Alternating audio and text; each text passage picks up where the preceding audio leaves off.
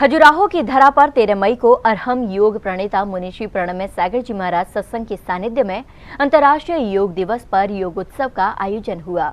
योग उत्सव में उपस्थित हजारों लोगों ने मुनि संघ के सानिध्य में अरहम ध्यान योग तो किया ही, साथ ही मुनिवर के मंगल प्रवचनों के माध्यम से अरहम ध्यान योग का महत्व जाना। प्रवचन श्रृंखला की शुरुआत मुनिवर द्वारा ओम अरहम नमः के उच्चारण के साथ हुई।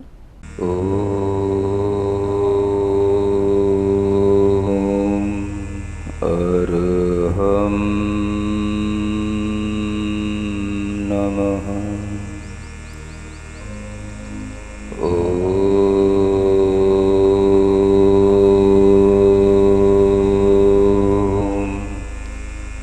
अरहम नमः। 13 मई की सुबह पहली किरण के साथ ही प्राचीन धरोहर खजुराहो में ओम अरहम नमः की गूंज गूंजी। अंतर्राष्ट्रीय योगा दिवस के उपलक्ष्य में आयोजित हुई अरहम ध्यान योग शिविर में अरहम योग प्रणेता मुनिश्री प्रणम्य सागर जी महाराज सत्संग के सानिध्य में योग करने हजारों लोग आए और योग के साथ अरहम योग प्रणेता मुनिश्री के मंगल प्रवचनों से ज्ञान को आत्मसात किया। मुनिश्री ने प्रवचन शुरू करते हुए कहा कि लाल किले और ताजमहल के बाद यहाँ खजुराहो में योगोत्सव करने आए हैं। आज यहाँ हम इस धरती पर योगोत्सव करने आए हैं। लाल किले से ताजमहल तक अब खजुराहो में आए हैं।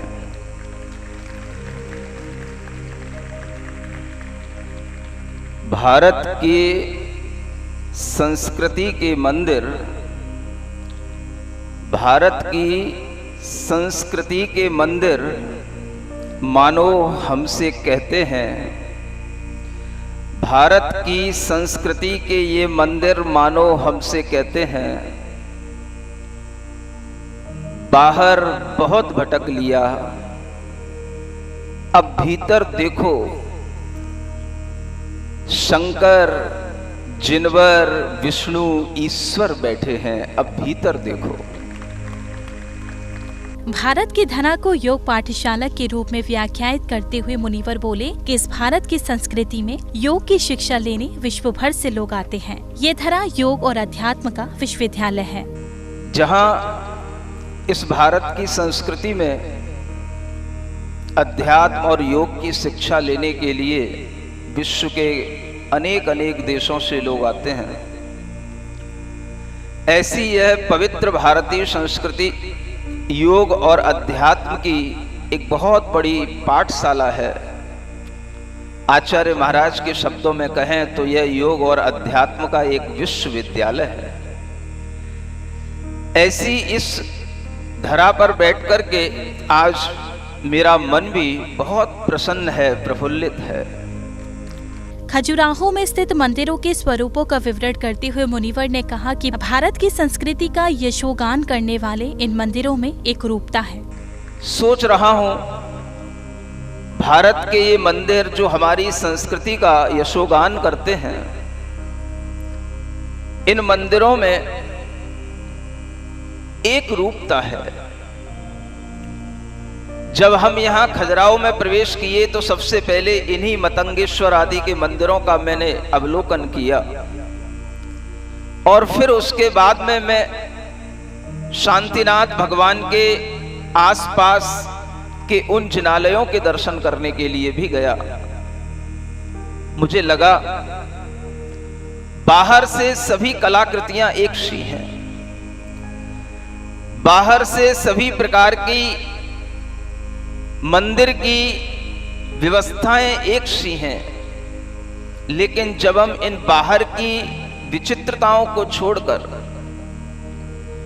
बाहर की इन कलाकृतियों में अपनी राग रंग की उलझनों को छोड़कर जब हम भीतर प्रवेश करते हैं, तब हमें भीतर प्रवेश करते ही मानो ये मंदिर संदेश देते हैं कि तुम्हारा भगवान तुम्हारे भीतर बैठा है, बाहर नहीं है। मुनिवर ने कहा कि अपने भीतर के भगवान को खोजने के लिए हम यहाँ उपस्थित हुए हैं।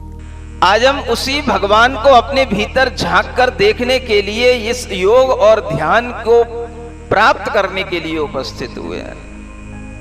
आज हम इस प्रातःकालीन वेला में इसी योग और ध्यान के माध्यम से ही हम अपने भीतर बैठे हुए परमात्मा को, अपने भीतर बैठे हुए उस अनंत शक्तिमान आत्मा को समझ सकते हैं, ऐसा ऋषियों मुनियों ने कहा है। और आज हम उसी का प्रैक्टिकल यहां पर आपके सामने करेंगे।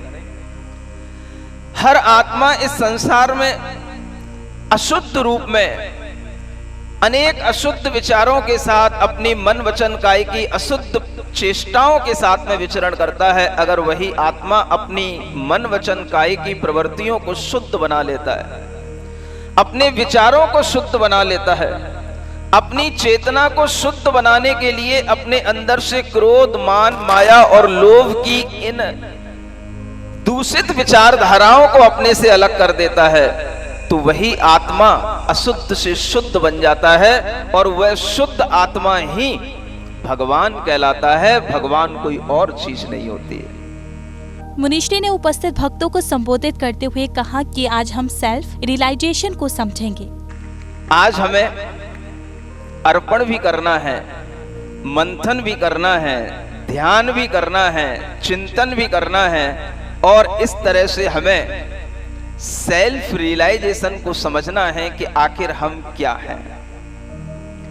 आज हमारे सामने अगर हमारा शरीर है तो उस शरीर के अंदर बैठी हुई आत्मा, उस शरीर के भीतर की चेतना, अगर वहां तक हमारी गति होती है, वहां तक हमारा मन पहुंच पाता है, तो हमारे जीवन की सार्थकता होती है। हमारा शरीर स्वस्थ बनेगा, मन हमारा निर्मल होगा, चेतना हमारी शुद्ध बनेगी, एक प्रक्रिया के माध्यम से बनेगी। आज हम उसी प्रक्रिया की ओर आगे बढ़ रहे हैं। हम सबके शरीर में 5 ऐसे स्थान हैं जो शक्ति के केंद्र हैं, शक्ति के स्थान हैं।